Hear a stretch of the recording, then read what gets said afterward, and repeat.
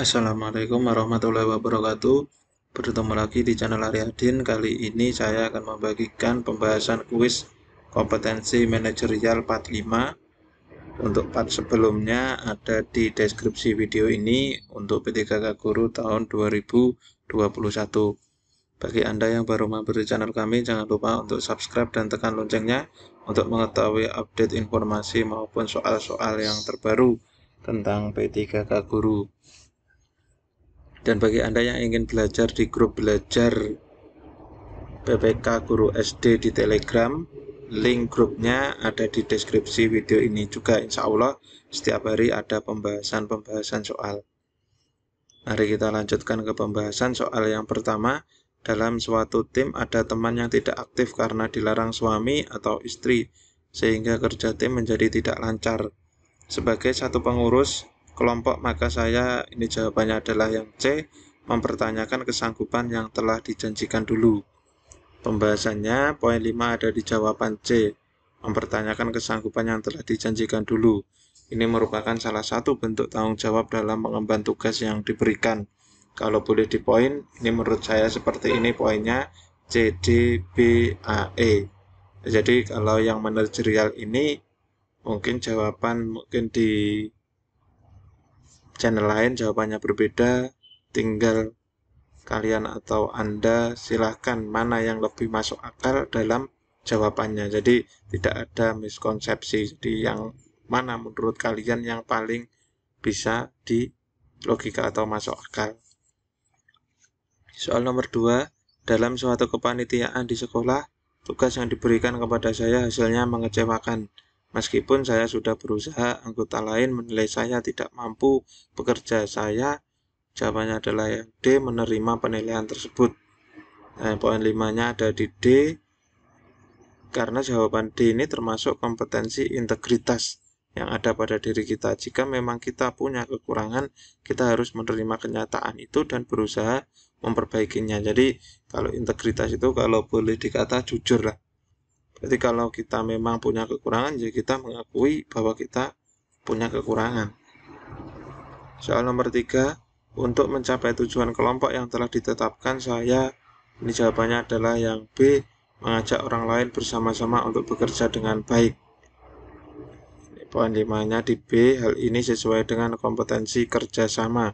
Jadi pada kompetensi manajerial kan banyak kompetensi, ada tanggung jawab, integritas, kerjasama, dan dapat mengelola perubahan agar hasil kerja menjadi lebih baik lagi. Jadi kompetensi kerjasama dan dapat mengelola perubahan. Kalau diukur skala penilaian ini dari yang poin 5 sampai 1 yaitu B, D, C, E, A. Soal nomor 4, seorang teman kelompok saya sering sakit sehingga tidak aktif dalam kegiatan kelompok. Jawabannya adalah yang B, yaitu memberi tugas yang dia mampu kerjakan. Ini kesannya kok tidak adil seperti itu. Poin 5 ada di jawaban B, ini termasuk kompetensi kerjasama dalam kelompok. Jadi memang harus saling pengertian, tentunya tidak terus-menerus, tetapi juga harus memberi tugas yang mampu dia kerjakan karena sudah menjadi teman kelompok. Kalau mengundurkan diri ya juga tidak etis.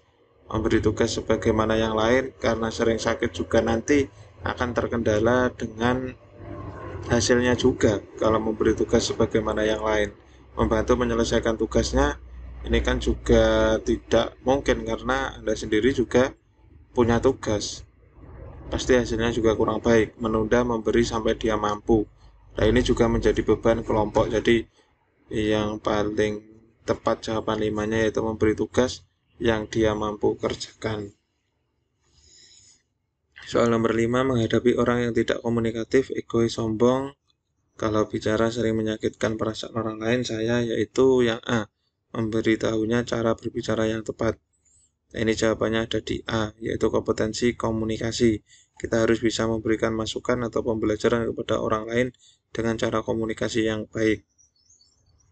Kalau yang B ini berbicara seperti cara dia, berarti kita tidak ada bedanya. Berbicara sepertinya secara rasional.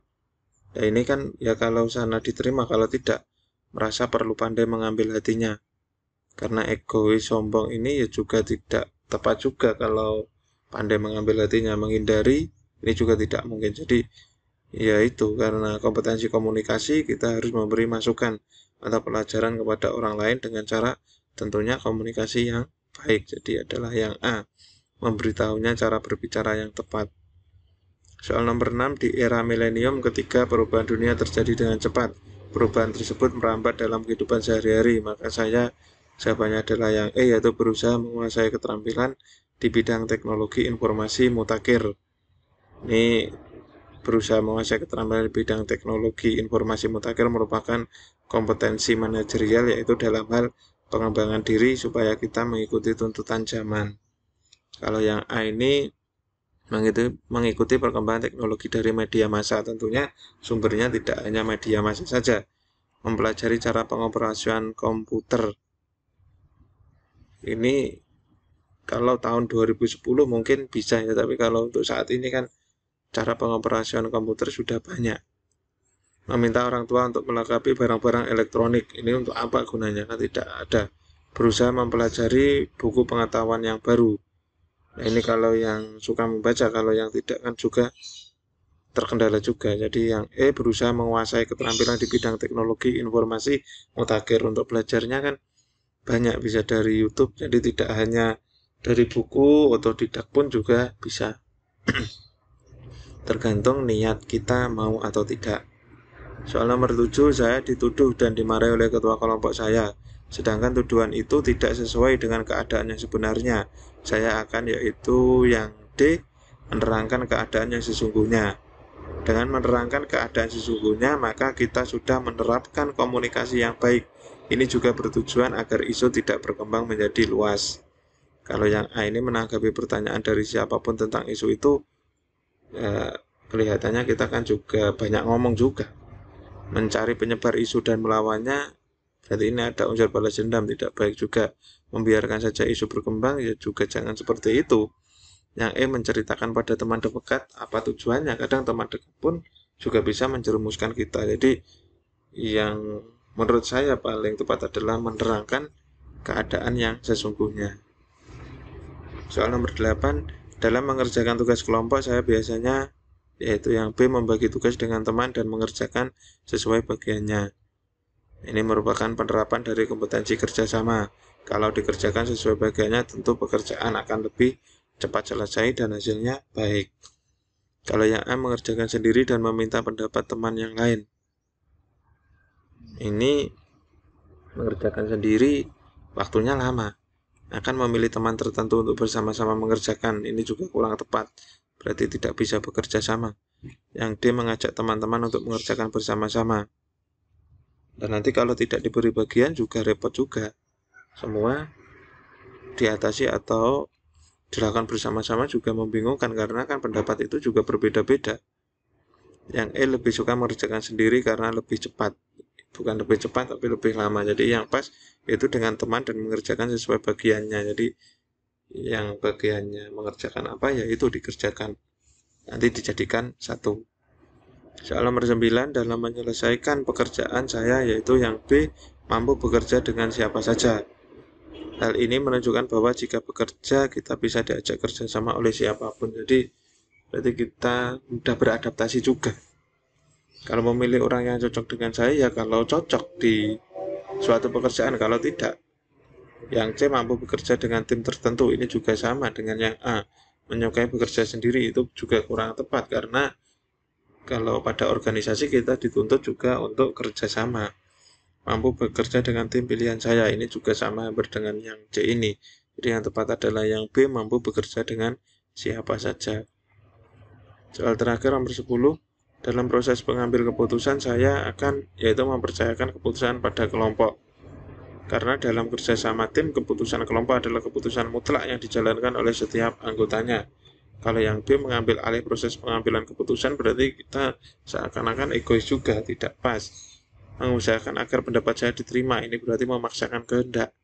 Menciptakan suasana agar orang berani mengungkapkan pendapatnya, ini hanya memancing-mancing. Yang E, melontarkan gagasan yang memancing keterlibatan, ini sama dengan yang D. Jadi mempercayakan keputusan.